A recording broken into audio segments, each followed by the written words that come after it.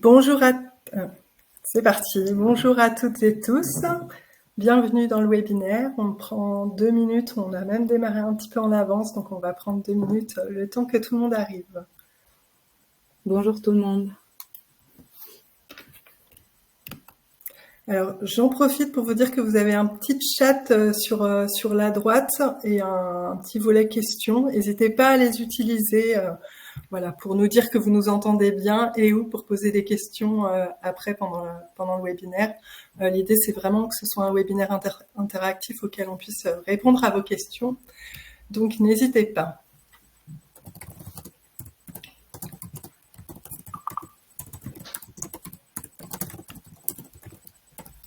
Alors.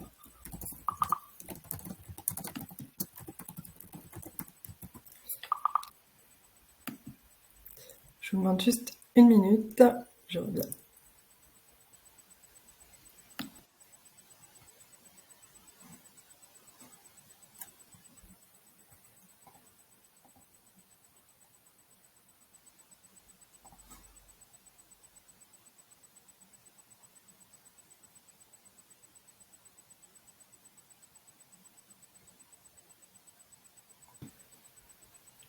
Ok, je propose qu'on commence. Est-ce que ça te va, Esther? Très bien. Très bien. Ok. On y va. Donc, bienvenue à toutes et à tous. Donc, nous allons vous proposer un webinaire sur l'expérience collaborateur, la mesure de l'expérience collaborateur et l'écoute notamment des collaborateurs. L'idée, c'est de vous partager aujourd'hui notre expérience de l'accompagnement des clients sur ces sujets-là. Et je suis accompagnée par Esther qui va commencer par se présenter. Oui, bonjour tout le monde. Donc, moi, c'est Esther Abad. Je suis Client Success Manager chez Bloomin depuis bientôt 3 ans. Auparavant, j'ai été chargée de projet RH dans d'autres entreprises. Dans mon quotidien, j'accompagne les entreprises qui souhaitent lancer des démarches, des feedbacks collaborateurs, que ce soit pour des feedbacks interpersonnels type 180-360 ou pour de la prise d'époux classique. Gaëlle va expliquer un peu la différence de ces deux types de feedback. Merci beaucoup. Et donc effectivement, je suis Gaëlle Tavernier, je suis directrice de l'expérience collaborateur chez Bloomin que j'ai rejoint il y a 2 ans et donc particulièrement en charge de l'expertise RH à la fois dans les contenus de nos cas d'usage dans le produit et puis dans l'accompagnement des clients. Et puis j'accompagne certains clients en direct également. Voilà, ce qu'on vous propose, c'est de continuer donc en vous présentant Bloomin.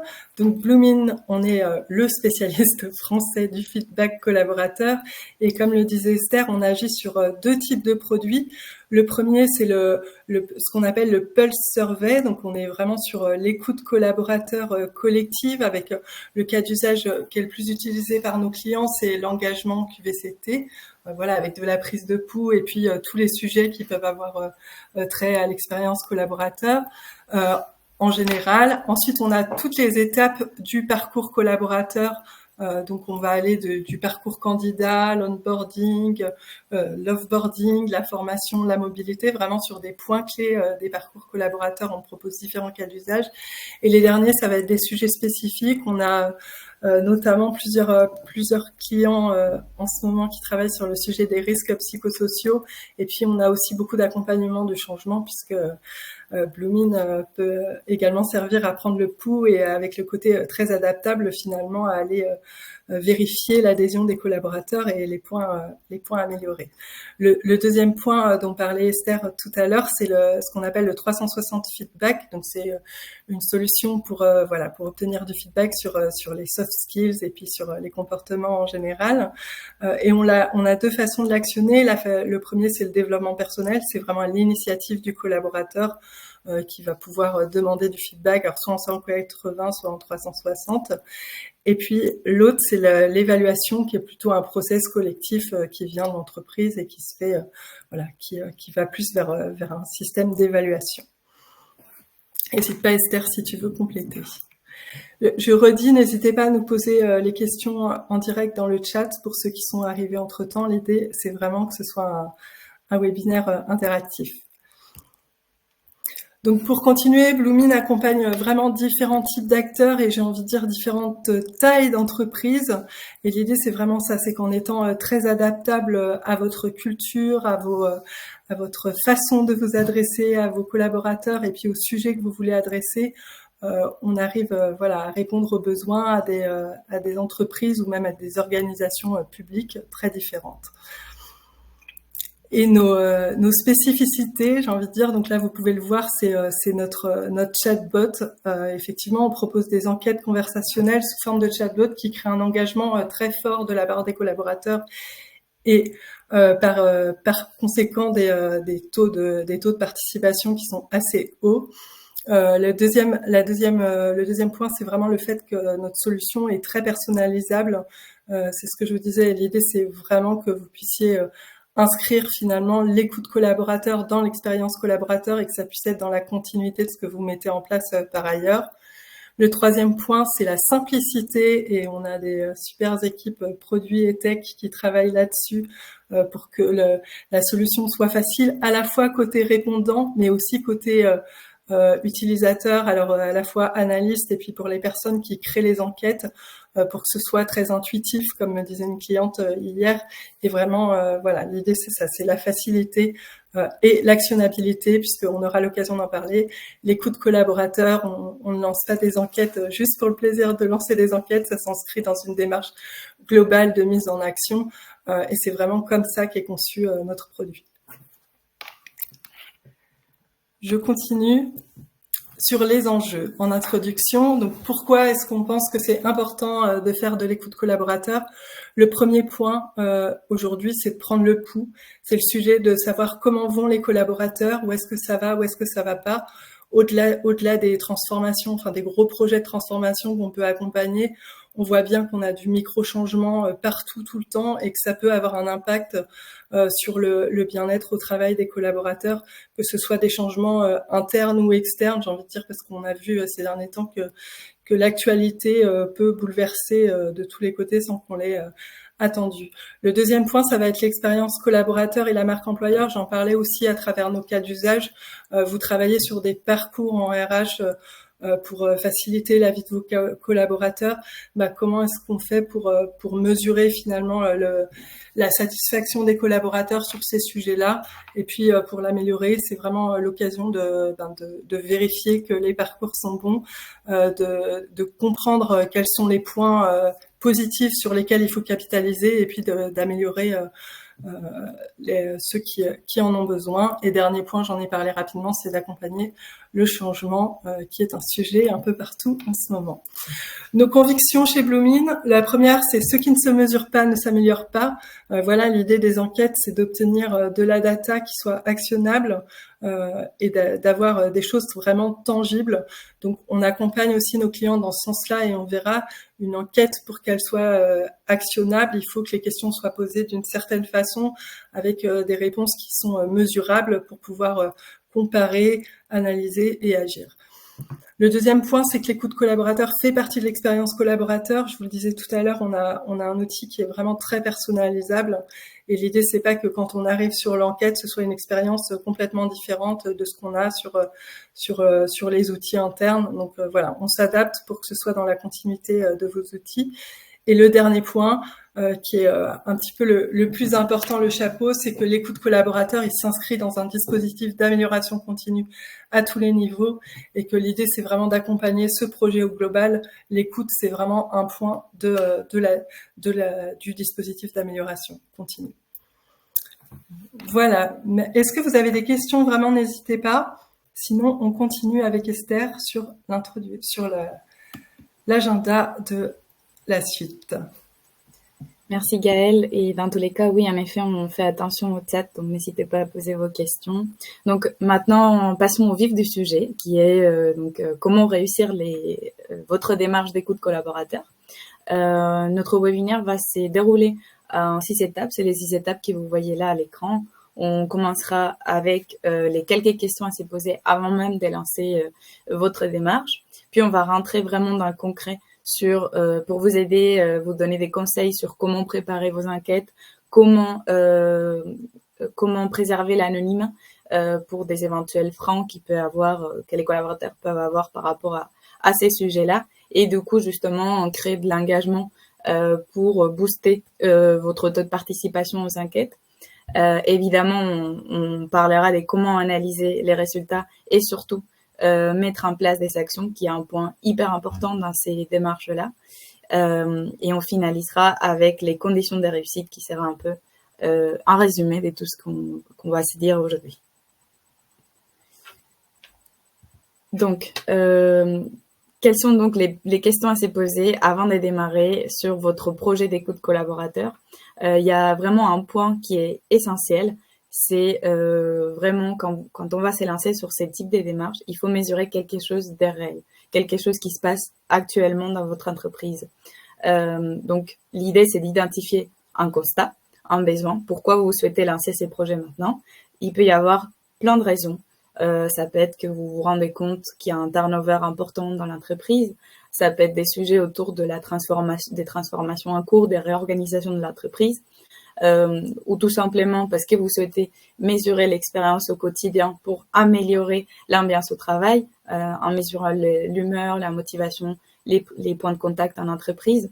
Parfois, ça peut être une situation exogène à l'entreprise qui peut avoir un impact sur les collaborateurs et donc sur l'engagement au travail, comme des contextes géopolitiques qu'on vit actuellement, l'écologie, l'énergie, etc.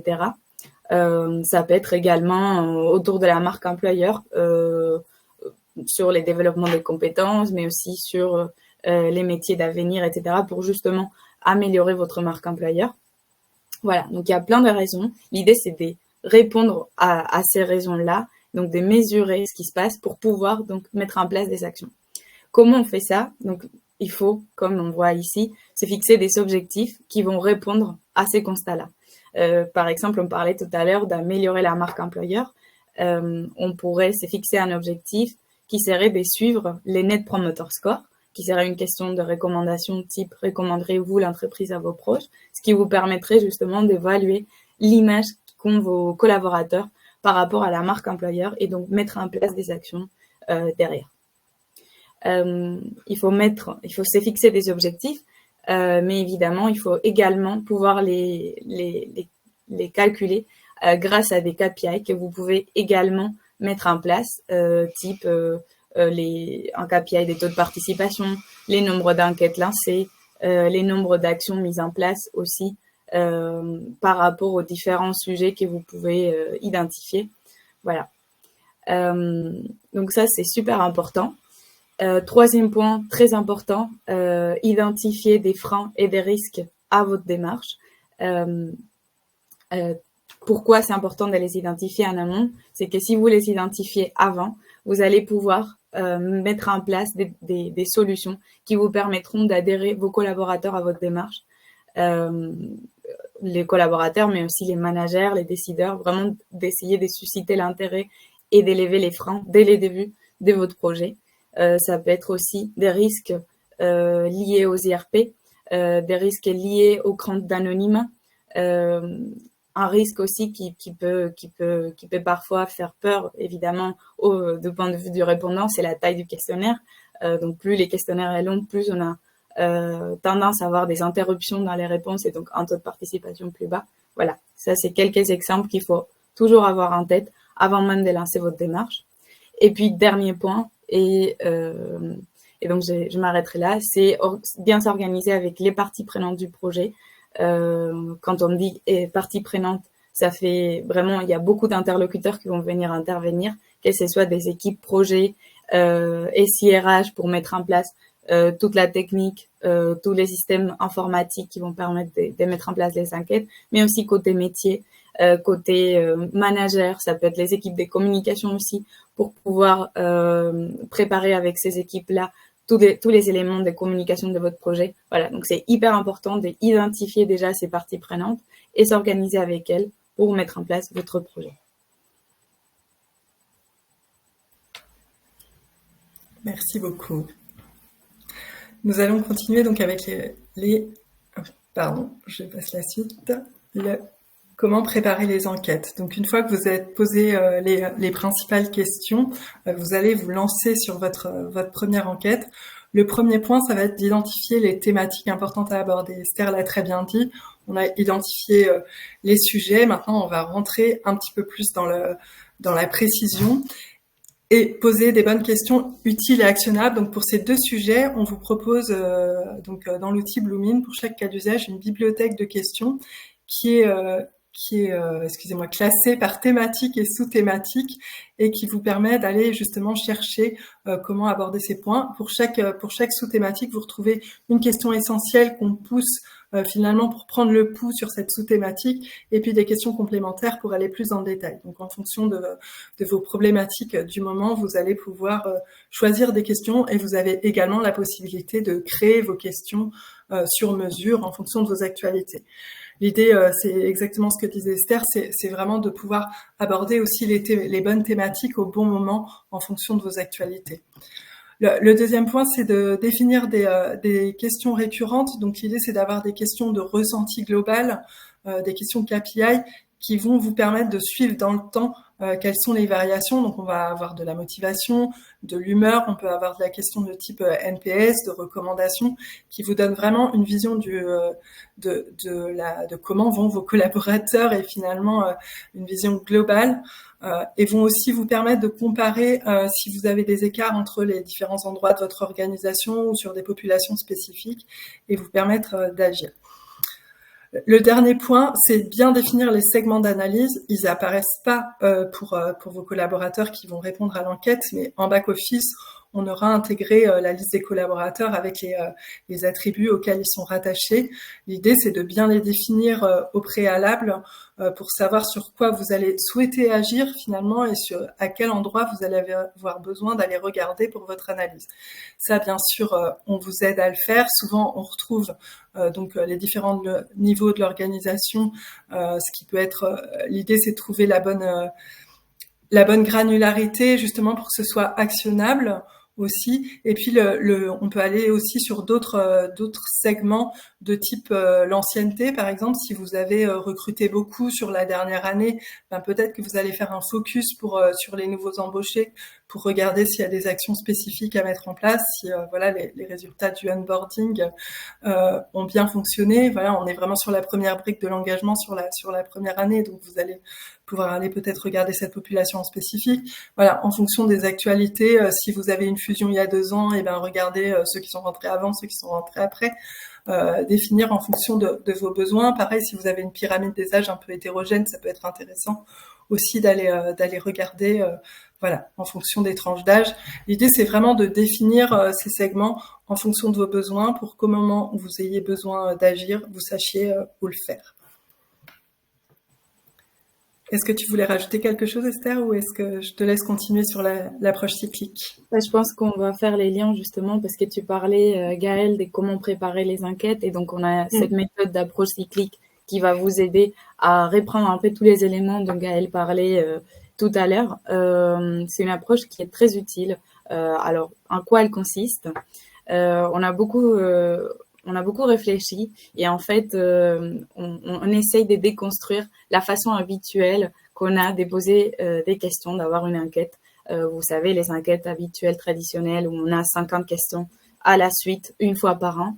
L'idée, c'était de déconstruire un petit peu cette méthode traditionnelle et donc de la découpler de façon à avoir, au lieu d'avoir une fois par an 50 questions, on va faire plusieurs enquêtes fréquentes dans les temps. Ça peut être en 4, 2, 3 temps. Voilà. La fréquence, on peut vous aider à la définir. On a quelques conseils aussi pour vous aider à définir cette fréquence. L'idée, en tout cas, c'est d'avoir plusieurs enquêtes fréquentes par an avec 1 à 3 questions qui sont les questions KPI dont parlait Gaëlle tout à l'heure, qui sont stables, qu'on va poser à chacune de nos enquêtes dans l'année, ce qui va nous permettre de faire les suivis dans le temps. Ça peut être des questions de type humeur, motivation, recommandations d'entreprise. Voilà, ces types de questions qui vont nous permettre de mettre en place des actions en fonction de l'évolution dans le temps. Et puis, à chaque nouvelle enquête, creuser une thématique en particulier. Par exemple, dans une enquête, on va creuser la relation avec les managers. Dans une autre enquête, on parlera d'équilibre vie pro-perso. Dans une autre enquête, des charges, des travails.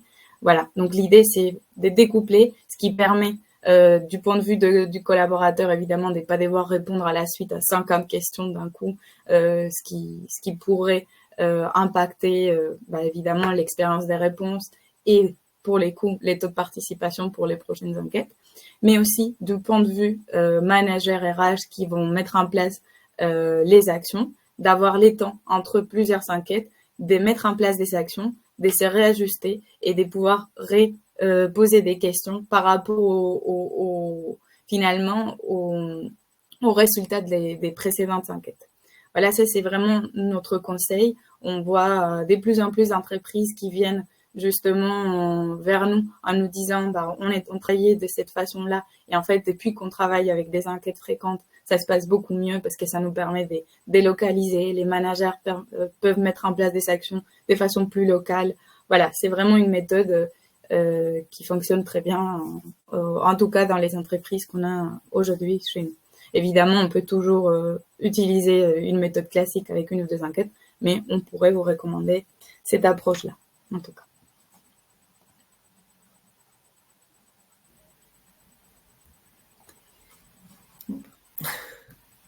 Merci. Alors, du coup, on se pose maintenant la question. Donc, on a vu comment préparer les enquêtes de façon globale, l'approche cyclique. Mais quand on rentre dans le vif du sujet et qu'on se retrouve face à une enquête à blanc, comment préparer réellement cette enquête? Donc, on s'est posé la question avec Gaëlle et on a sorti ici les 5 règles de l'enquête qu'on dit presque parfaite. Alors, ces 5 règles, en quoi consistent? Donc, on a une première règle qui est réussir à avoir la bonne taille du questionnaire. Et comment on réussit à avoir cette bonne taille? Comment on décide les nombres des questions à poser? Évidemment, on ne va pas vous dire il y a X questions à poser, c'est la bonne taille. On n'a pas ce chiffre-là. Ça va dépendre justement de la fréquence à laquelle vous allez poser, vous allez lancer des enquêtes. Si vous avez, par exemple, 1 ou 2 questionnaires par an, évidemment, ces questionnaires peuvent être plus longs puisque vous sollicitez 1 ou 2 fois par an vos collaborateurs. Par contre, si vous les sollicitez plus souvent, que vous avez des enquêtes plus régulières, on vous recommandera de faire des questionnaires qui sont plus courts. Par exemple, des questionnaires courts de façon mensuelle, bimensuelle ou trimestrielle. Ça, c'est vraiment la première règle. Deuxième règle, c'est être attentif à la formulation de la question. Donc, on a notamment 2 conseils. Les premiers, c'est une question, c'est un sujet. Ça, c'est une erreur qu'on a souvent, de vouloir formuler la question et du coup avoir plusieurs sujets dans une même question du type est-ce que votre charge de travail est adaptée et votre manager fait attention à votre charge de travail. Alors, il faut vraiment bien faire attention à poser 2 questions différentes. Est-ce que votre charge de travail est adaptée? Est-ce que votre manager fait attention à votre charge de travail? C'est vraiment 2 sujets à mesurer, 2 sujets sur lesquels vous pouvez mettre en place des actions qui sont totalement différentes. Sur la formulation, toujours, il y a un autre exemple d'erreur typique, c'est de ne pas faire attention aux termes utilisés, utiliser des termes qui sont un peu trop spécifiques, souvent, puisque les métiers dans lesquels on est, c'est plutôt RH, donc des termes trop liés au RH qu'on connaît nous en interne, mais que du coup les collaborateurs, quand ils sont sur des métiers qui sont complètement différents, plus locaux, etc., ne connaissent pas, type plan de développement individuel, mobilité, voilà, ces termes-là. Il faut essayer de faire attention à la formulation pour que ce soit compréhensible du point de vue du collaborateur. Troisième règle, c'est d'utiliser des échelles de notation appropriées. Quand on parle des échelles de notation appropriées, c'est à nouveau une erreur qu'on a souvent, que je vois souvent, c'est d'avoir des questions de type, si je reprends comme la question de tout à l'heure, est-ce que votre charge de travail est adaptée, et avoir une échelle oui, non. On recommande vraiment d'avoir des échelles qui sont détaillées, du type oui, tout à fait, oui, plutôt, non, non, pas du tout, etc., permettant vraiment d'avoir une échelle fine et vraiment détaillée. Mais on a aussi, nous, dans notre outil, plusieurs typologies d'échelles sur lesquelles vous pouvez vous inspirer, avec des glissières entre 0 et 10, des étoiles, etc. Voilà, vraiment, il faut faire attention à la pertinence des échelles, c'est très important. C'est ce qui va vous permettre derrière de bien analyser ce que les collaborateurs sont en train de vous exprimer. Quatrième règle, donc c'est déposer des questions d'actualité qui suscitent l'intérêt, des questions surtout qui soient actionnables et utiles, avec, comme je disais, des sujets d'actualité que ce soit interne à l'entreprise, mais aussi externe. On avait vu pendant la période, par exemple, des confinements, c'était important de répondre des questions autour de cette situation, mais il peut y avoir des sujets internes à votre entreprise, des réorganisations, des nouvelles formations, voilà. C'est vraiment des sujets qui leur concernent et qui leur parlent. Donc ça, c'est un conseil. Deuxième conseil, c'est aussi dans le choix des questions, identifier des thématiques qui vont vous permettre d'agir et qui vont vraiment, sur lesquelles vous allez vraiment mettre en place des actions. Ça aussi, c'est une erreur qu'on a souvent. On peut avoir une envie de poser la question, par exemple, sur la rémunération. Est-ce que vous êtes satisfait de votre rémunération? C'est une question qui peut être intéressante du point de vue RH. Néanmoins, si vous n'avez pas des marges de manœuvre pour mettre en place des actions liées à la rémunération, alors poser la question, ça peut parfois être faire l'effet inverse. Vous me posez la question, mais au final, il y a rien qui change. Et donc, dernier conseil, c'est de définir les bons tons pour vos enquêtes, bien sûr en accord avec votre culture d'entreprise. On vous imposerait pas des tutoyer si vous n'avez pas un ton d'entreprise dans lequel vous êtes habitué à tutoyer. Voilà, tous ces genres de choses, on les travaille justement. En tout cas, il faut vraiment que ces tons soient en accord avec votre culture d'entreprise, mais surtout qui donnent un aspect un peu conversationnel pour ne pas être dans ces genre d'enquête dont on parlait tout à l'heure, traditionnelle, où on a une suite des questions, des 50 questions. Vraiment essayer de rajouter des phrases de transition, mettre des images, des gifs, etc. pour donner une expérience de réponse encore plus intéressante et vraiment qui suscite l'intérêt de vos participants. Voilà, ça c'est nos cinq conseils en tout cas pour l'enquête parfaite. Presque parfaite. Merci. Presque parfaite. Je continue sur l'anonymat. Une fois que vous avez effectivement fait cette enquête parfaite, l'idée c'est que vos collaborateurs puissent répondre, et on voit chez tous nos clients que l'anonymat c'est un point clé de la confiance des collaborateurs pour répondre aux enquêtes. Ça va donc faciliter le taux de participation. Ça va aussi donner des réponses plus sincères et plus activables finalement dans les commentaires et dans les échelles. Donc on voit que c'est vraiment un point clé. Notre solution permet d'activer finalement ce seuil d'anonymat et d'accéder aux réponses. C'est-à-dire que même quand vous croisez des résultats, vous n'allez pas pouvoir voir si vous pourriez déduire finalement le résultat. Si vous aviez le nombre de femmes, par exemple, dans l'équipe RH qui est inférieur au seuil d'anonymat, vous verriez pas non plus les résultats des hommes parce que ça serait déductible, par exemple. Donc, on veille vraiment beaucoup à ça. Mais il y a aussi un travail à faire en amont de sensibilisation, à la fois au niveau du management et de toutes les personnes qui ont accès aux résultats des enquêtes, mais aussi des collaborateurs quand ils répondent dans les verbatims pour pas qu'on puisse les reconnaître facilement. Donc ça, on accompagne également nos clients sur ces points-là importants. C'est une sensibilisation. Et je crois qu'Esther, tu as un exemple, par exemple, chez un client justement qui prend ce sujet dès l'enquête finalement. Oui, nous avons un exemple justement notamment d'ADO qui a décidé, à la suite de 2 questions ouvertes qu'ils posent dans leur questionnaire, ils se sont aperçus en fait il pouvait y avoir ces risques. Et en fait, à la suite de 2 questions, ils ajoutent un commentaire en disant si dans vos verbatims vous avez ajouté des éléments qui peuvent vous identifier en tant que personne et donc qui pourraient donc les personnes qui restituent les résultats pourraient vous identifier. On vous invite à modifier vos commentaires avec les crayons. Donc on explique vraiment concrètement comment modifier les commentaires qui a été exprimé juste avant. Merci. Et donc, une fois qu'on a préservé cet anonymat qui participe aussi justement à l'engagement dans les enquêtes, puisque cette confiance permet de répondre, est-ce que tu peux nous redire, Esther, comment est-ce qu'on crée de l'engagement pour une bonne participation? Quels sont les points clés? Oui, alors il y a plusieurs points clés en effet, je dirais, et j'en ai parlé aussi pendant les précédents sujets. Vraiment avoir cette belle expérience des réponses, c'est hyper important parce que ça suscite l'intérêt. Ça permet vraiment d'être à nouveau, comme tu disais Gaël, sur un outil qui est proche du collaborateur, dans lequel il se sent identifié. Donc pour moi, c'est très important. Il faut évidemment faire attention à bien embarquer tous les acteurs de la démarche en communiquant.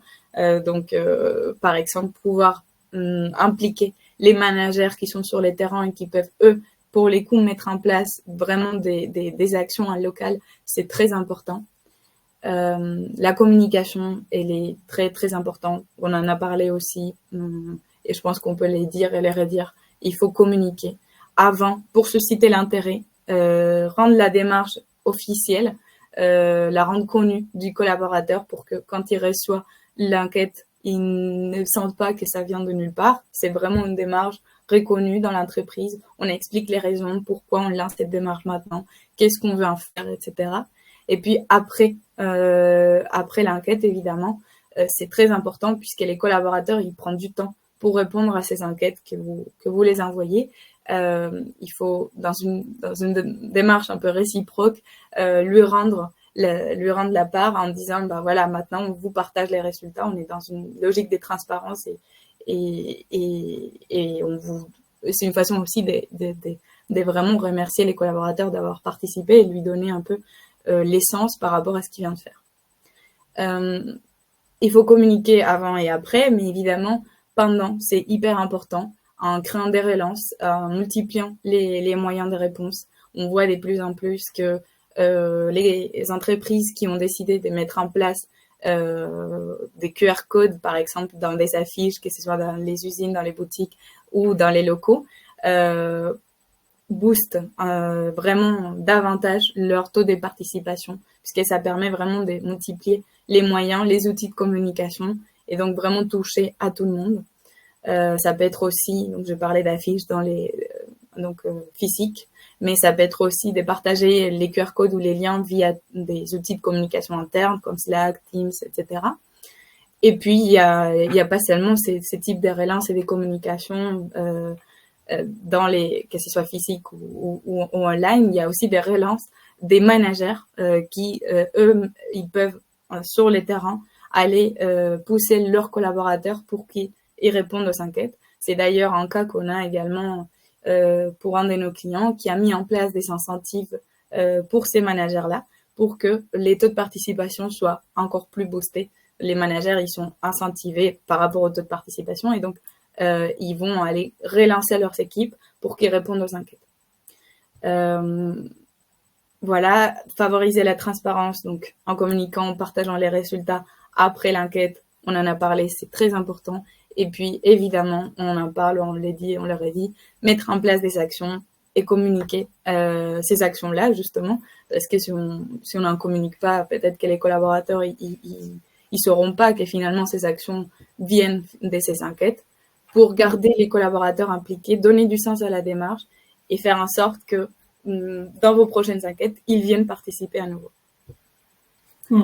Effectivement, c'est exactement ça. C'est vraiment communiquer sur la démarche globale et relier l'enquête aux actions qui sont mises en place pour que les collaborateurs puissent faire le lien et que dans l'enquête suivante, ils voient que finalement leur façon, ce qu'ils vont répondre va avoir un impact derrière.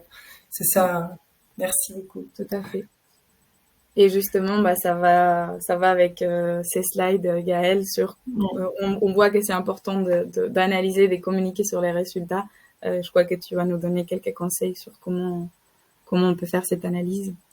Oui, merci. Donc, l'analyse, effectivement, vous avez terminé votre enquête. Alors, vous pouvez la piloter en temps réel, effectivement, puis ça sert également au pilotage de la participation.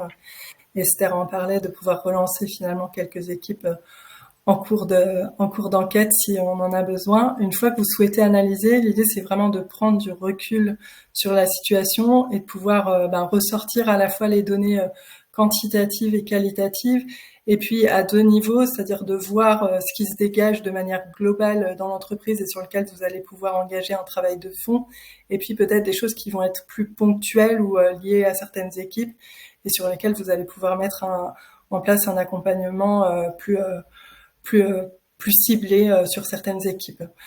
L'idée, c'est vraiment qu'à partir de ça, vous puissiez passer à l'action. Alors, on voit, et on aime bien proposer cette matrice à nos clients d'impact effort. Souvent, on voit il peut y avoir des quick wins qui se dégagent assez rapidement, c'est-à-dire des actions qui vont avoir un impact très fort, très rapidement, sans un effort trop important.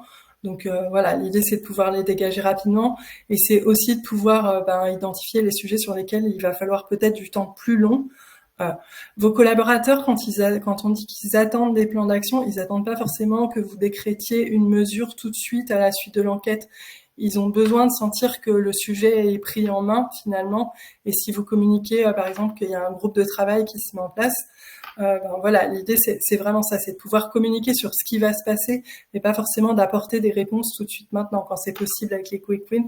Ou parfois on sent qu'il y a des sujets qui ressortent, mais qui avaient déjà été ressentis ou qui avaient déjà été engagés par la RH. Donc ça peut être l'occasion aussi de remettre la communication sur ces sujets-là en disant voilà, on voit qu'il y a un sujet qui ressort ici, sachez qu'il y a déjà un projet en cours sur ce sujet-là. Souvent, ce qu'on dit également, c'est que le premier passage à l'action après l'enquête, c'est finalement de partager les résultats et de créer des échanges autour. Avec Bloomin, on propose une solution qui permet à chaque manager d'avoir accès aux résultats de son équipe. Et l'idée, c'est aussi de pouvoir déjà les recevoir et les analyser à ce niveau-là, mais peut-être de créer une discussion avec les équipes. C'est vraiment la première phase, c'est de communiquer. Et puis, vous avez aussi la solution, avec Bloomin, en tout cas, de partager les résultats dès que l'enquête est terminée, directement avec le collaborateur ou en temps réel. Les deux sont possibles. L'idée, c'est vraiment de pouvoir donc transformer les feedbacks des collaborateurs en actions concrètes. Donc, on l'a dit, soit quick win, soit lancement de projet de manière plus globale.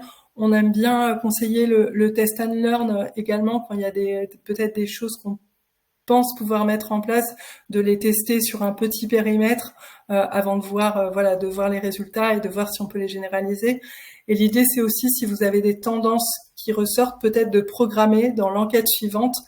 Justement, avec cette démarche cyclique, ça permet ça de pouvoir approfondir un sujet. Vous avez posé une question sur la charge de travail en général. Vous voyez qu'il y a un sujet qui ressort particulièrement sur une certaine population.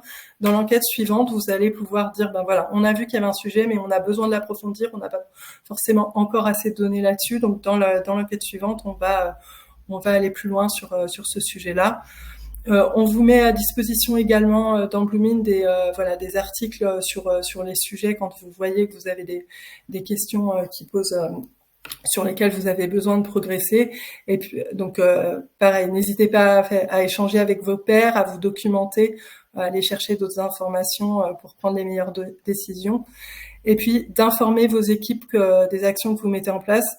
C'est toujours le même sujet, c'est de faire savoir, voilà, de faire savoir pour que vos collaborateurs sachent l'impact que ça a. Je voulais juste revenir aussi sur l'étude quand vous faites l'analyse des données quantitatives et qualitatives. L'outil Bloomin permet, avec ce qu'on appelle la carte de chaleur, de voir très vite finalement quels sont les endroits et les points en fonction des questions, mais aussi des périmètres que vous avez définis. Où est-ce que ça va, où est-ce que ça va pas, et ça vous permet assez rapidement d'identifier les points sur lesquels vous pouvez capitaliser, mettre en avant sur votre marque employeur, et les points sur lesquels vous allez avoir besoin de travailler. Donc là-dessus, ça vous donne une aide assez forte. Et le deuxième point, c'est tout ce qui est donné qualitative, parce qu'on aime bien poser des questions ouvertes, mais ensuite il faut lire les verbatim et on sait le travail que c'est. Mais heureusement, maintenant nous avons l'IA qui nous classe tous ces verbatim et qui vous permet d'identifier quels sont les sujets clés pour vos collaborateurs. Et vraiment, vous allez avoir les questions que vous avez posées à travers les sujets que vous avez identifiés, mais ça peut vraiment être la source d'identification de signaux faibles, ces questions-là. Et vraiment, moi, j'encourage toujours à poser ces questions-là dans les premières questions pour qu'il n'y ait pas le biais des autres questions et d'aller vraiment regarder les sujets qui ressortent, parce que c'est souvent des indicateurs très, très intéressants et qui peuvent être creusés justement dans d'autres enquêtes. Donc voilà, analyser, c'est passer à l'action, c'est commencer par communiquer et vraiment, enfin je pense qu'on passe notre temps à le dire, mais communiquer avant, pendant, après, c'est vraiment et l'idée c'est vraiment d'avoir une identité sur cette démarche globale pour que les collaborateurs s'y rattachent et puis mettre en place des actions et faire savoir que vous avez mis en place des actions. Est-ce que tu veux ajouter d'autres choses, Esther? J'allais juste évoquer une question qui est posée sur les chats parce que tu parlais de l'IA et du coup Stéphanie nous demande si c'est via Bloomin ou ChatGPT. Donc ce que Gaëlle évoquait, c'est bien via Bloomin. On a cette IA qui permet directement dans Bloomin d'identifier les sujets clés. Par exemple, si on a posé une question de type comment se sont déroulés les 3 derniers mois, on a des entreprises évidemment avec beaucoup de salariés qui ont je sais pas, on va dire 3000, 5000 collaborateurs, donc on va se retrouver avec 700, 800 verbatim, pour donner un exemple. C'est impossible, ou très chronophage en tout cas, de traiter ces verbatim un par an. Donc, via cet algorithme, on va ressortir les sujets clés desquels parlent les verbatim. Est-ce qu'ils parlent de charge de travail? Est-ce qu'ils parlent de management? Est-ce qu'ils parlent de équilibre vie pro perso, etc. Et non seulement on les identifie, c'est que si on se rend compte que la plupart des verbatim parlent des charges de travail, on peut aller même cliquer sur charge de travail pour aller voir tous les verbatim qui parlent des charges de travail et pour les coups, donc analyser ce qu'ils disent par rapport à cette charge de travail. Et juste en complément, les thématiques qui sont ressorties sont les mêmes thématiques que celles de la bibliothèque de questions. Donc ça vous permet en plus de rattacher ces signaux aux indicateurs que vous pouvez avoir par la data sur vos questions. Très bien. Stéphanie, à votre disposition pour en parler ensuite sur votre problématique. Je laisse Esther continuer justement sur les conditions de réussite pour conclure. Ouais, merci Gaëlle. Donc pour conclure, on va faire un peu un résumé de tout ce qu'on s'est dit au cours de ces webinaires. Et on va le faire avec cette approche cyclique dont on parlait aussi au début. Donc on a cette même approche cyclique aussi pour résumer ces conditions de réussite, donc qui serait en quatre étapes clés. Donc communiquer, écouter, analyser et agir. Communiquer sur la démarche, comme on disait, pour la faire connaître, pour donner toutes les informations, donner du sens, impliquer les parties prenantes, donc tout ce qu'on s'est dit. Écouter, donc en bien sélectionnant les thématiques par rapport à votre besoin, votre constat, des thématiques qui sont actionnables, en faisant attention à la formulation des questions, en choisissant la bonne segmentation qui va vous permettre derrière de faire des analyses croisées par genre, âge, tranche d'ancienneté, selon vos problématiques aussi en interne. Voilà. Analyser, évidemment en prenant du recul, c'est très important, mais c'est ce qui va vous permettre surtout d'identifier dans un premier temps les actions à mettre en place et donc agir en communiquant sur la démarche, sur les résultats, comme disait Gaëlle. C'est déjà la première étape d'action, c'est communiquer sur les résultats. Établir un plan d'action derrière, évidemment communiquer sur ces plans d'action pour les faire connaître et du coup faire savoir aux collaborateurs que vous êtes vraiment en train de les écouter et que vous prenez des actions par rapport à ce qu'ils disent. Et donc après, préparer le prochain sondage et répéter du coup ces schémas de façon cyclique. Voilà nos conseils en résumé en ces 4 étapes cycliques. Je crois qu'il y avait une autre question. Oui, je vois qu'il y a une question. Vas-y. Oui, non, vas-y. Non, je voyais la question, avez-vous déjà travaillé avec des entreprises de consulting? Et effectivement, on travaille, alors moi je sais que j'ai plusieurs projets où on travaille quelque part en tripartie avec l'entreprise de conseil et nous ensemble. Moi je travaille notamment avec une banque sur et un cabinet de conseil sur l'accompagnement du changement. On a aussi des sujets RPS comme ça où on peut travailler en tripartie. Enfin voilà, je pense que je sais pas si t'en as toi Esther de ton côté également. Si, moi j'ai déjà travaillé sur plusieurs cas d'usage. Alors avec une de mes clients, c'était une démarche plutôt des 360 pour des managers qui allaient pour des éventuelles évolutions, etc. Donc une démarche de 360 plutôt. Après, j'ai dit une autre entreprise qui travaille sur la prise d'époux en double, que ce soit sur les consultants, pardon. Et j'ai mélangé, j'ai une autre entreprise aussi qui travaille avec des intérimaires pour les coups et qui du coup vont avoir deux types de démarches, une pour mesurer l'expérience des intérimaires et une deuxième pour mesurer la satisfaction des clients. Donc ils pourraient un peu se rapprocher aussi aux entreprises des consulting, que vous avez aussi des clients. Et c'est hyper intéressant parce que ça leur permet aussi de croiser le regard entre les deux en interne, comment vivent les vécus des consultants ou des intérimaires en l'occurrence, et les points de vue du client qui sont les points de contact finalement de vos collaborateurs. J'espère que ça répond à votre question. Donc pour terminer, on voulait vous proposer, on vous a beaucoup parlé de comment lancer une enquête. Mais si vous le souhaitez, si vous voulez qu'on vous montre un petit peu plus Bloomin et si vous voulez 30 minutes avec un membre de nos équipes, je crois qu'on va mettre le lien dans le chat si vous voulez réserver comme ça. Ce sera plus simple. Je ne sais pas si sinon je le remettrai. Sinon on vous l'enverra ensuite par mail s'il arrive, je crois. Donc je vous laisse. Voilà, n'hésitez pas en tout cas si vous voulez en savoir plus. On vous a parlé, là on était très centré sur l'enquête et l'idée c'était pas de vous faire une démo Bloomin, mais si vous souhaitez, il n'y a pas de problème, on sera ravis de vous présenter tout ça et notre IA, notre chatbot et nos outils d'analyse. Est-ce qu'il y a d'autres questions? Parce que nous on a terminé ce qu'on voulait vous raconter ce matin, mais je pense que n'hésitez pas s'il y en a d'autres, sinon on va conclure. Ok, je pense qu'on peut terminer. On peut attendre quelques 2-3 minutes. 2 minutes. Oui, je vois personne qui tape de texte, donc je pense qu'on peut se dire que c'est bon. Okay. Un grand merci à vous pour votre écoute, et puis on vous souhaite une très bonne journée. Encore une fois, n'hésitez pas soit à demander une demande de démo ou à nous contacter en direct, Esther ou moi, ce sera avec plaisir. Il y a Laurent qui est en train de taper, je sais pas si... je regarde. Je vais attendre un peu.